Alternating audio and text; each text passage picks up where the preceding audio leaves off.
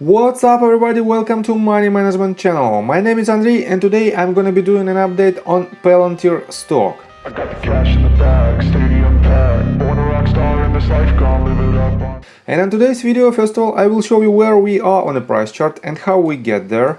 And I will show you that Palantir for now is much stronger than entire market. Then I will continue with the fundamental news and I will show you several news that might drive the price of this company higher.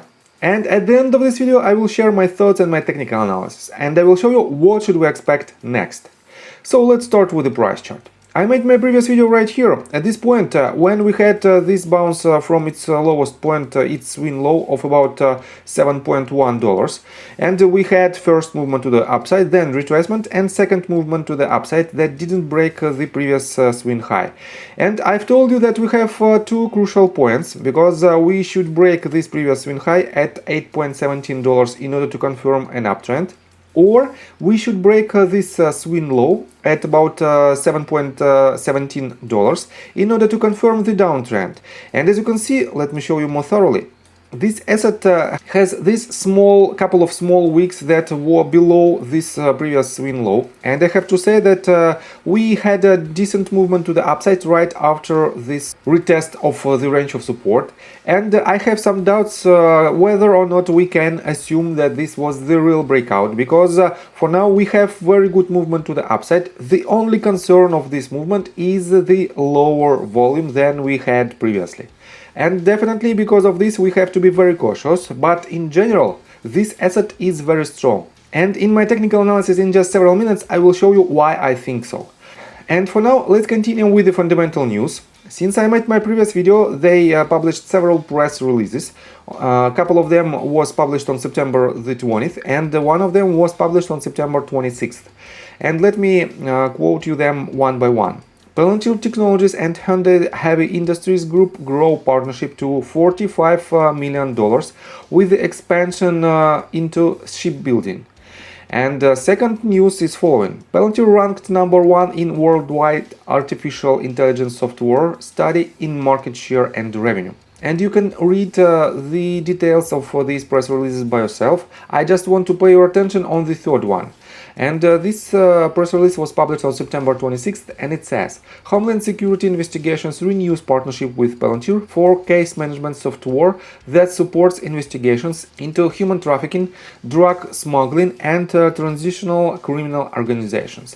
And because of this news, let me show you, from September 26th we have, as you can see from this point, we have this movement to the upside, and probably it was the catalyst of this movement. And right here you can see that on September 26th we have the article that is titled Why Palantir Stock Jumped Initially, then retraced slightly today. And the key points are following.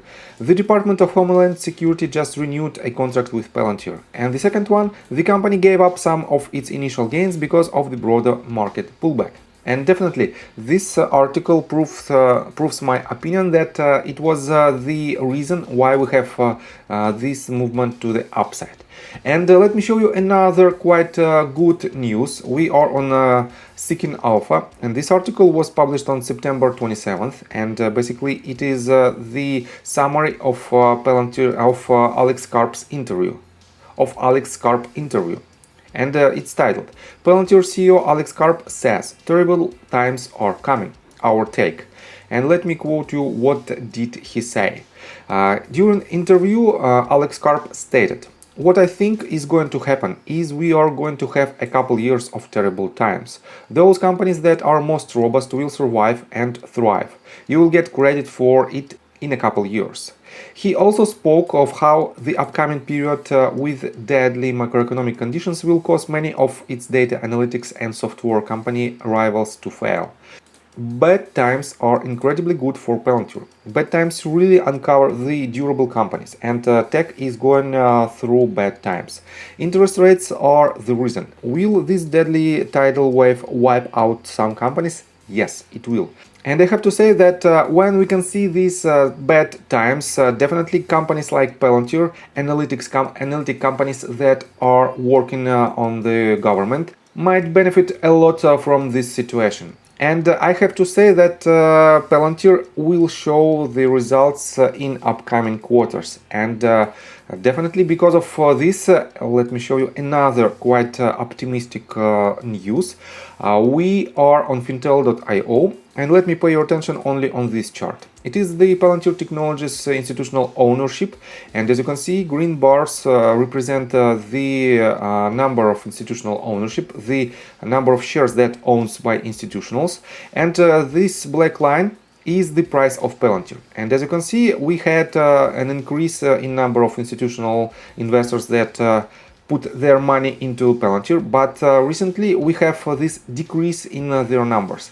And the most recent bar is for September. As you can see, we have decent growth in this number, and this means if October bar will be even higher than September, definitely we might consider it as the trend reversal, and we might see the growth in the price of Palantir stock. So, and let's continue with the technical analysis, but before we dive deep right here, please subscribe to my channel, hit notification bell and hit the like button. This helps me a lot. So guys, first of all, let me add the SPY index to this price chart, and let me show you that Palantir is much more stronger than the SPY index. As you can see, from this point when SPY had this movement to the upside, Palantir did exactly the same. Then both of these assets dropped to its point that didn't break its previous swing lows, but then SPY index broke this range of support and went lower, and Palantir didn't break it. And as you can see, it didn't break it with the second movement to the downside, it retested only this range. This means, as you can see, from $390 for SPY index, it went lower to its lowest point of about $369.95. But Palantir didn't break it, and as you can see, the lowest point for it was roughly $7.17, and we retested this range and pretty much formed the double bottom pattern. So what should we expect next from the technical standpoint?